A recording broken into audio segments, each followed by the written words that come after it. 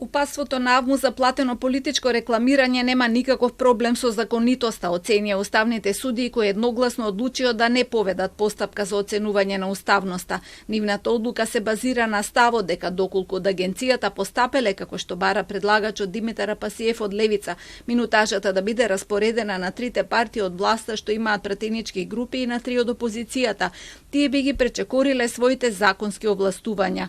Во однос на уставноста се повикуваат на уставната судска пракса и одлуката од 2022 година, кога во расправата за истиот член 75Г од изборниот законник, повторно на иницијатива од истиот предлагач е одлучено да не се поведе постапка. Председателот на судот упати критики за Апасиев, за кого вели дека е одличен правник, но честопати знаењето го злоупотребува за политички цели и користи некоректен речник, квалификувајќи ги постапките на Уставниот суд. За него е нејасно и зошто иницијативата е поднесена токму сега пред избори. Подносителот на иницијативата, како добар познавач на правото, имал 4 години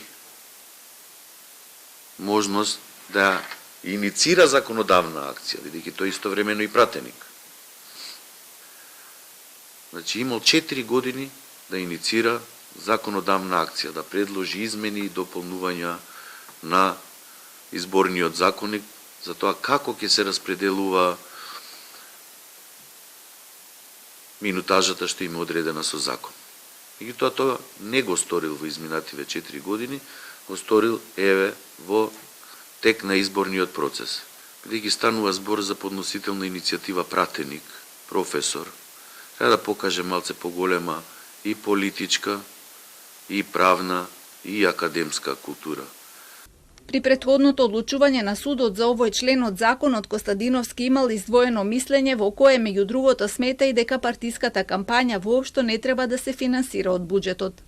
Со спортски термин, да кажам, со законското решение, некои политички партии ја почнуваат утакмицата со 3-0 предност. А некои политички субјекти кои се создале во меѓувреме и можеби уживаат голема углед кај граѓаните и поддршка, тие воопшто не добиваат ништо. Значи, еднакви и фер услови. Тоа налага плурализмот. Со народни пари премногу се плаќаат политичарите. Значи, им се плаќа политичката кампања со буџетски пари. Со законот за финансирање на политички партии, откако ќе завршат изборите по број на освоени гласови, повторно со буџетски пари. Тие што се власт, тие што се опозиција земаат плати врз основа на 3 пати со буџетски пари. И апсурдот, дури и по завршувањето на мандатот на некои избрани именувани функционери, имаат право на апанажа. 4 пати. Костадиновски од аспект на судија проблематизира дали сето ова има легитимна цел, дали општествено оправдано и неопходно, затоа што е дефинитивно премногу.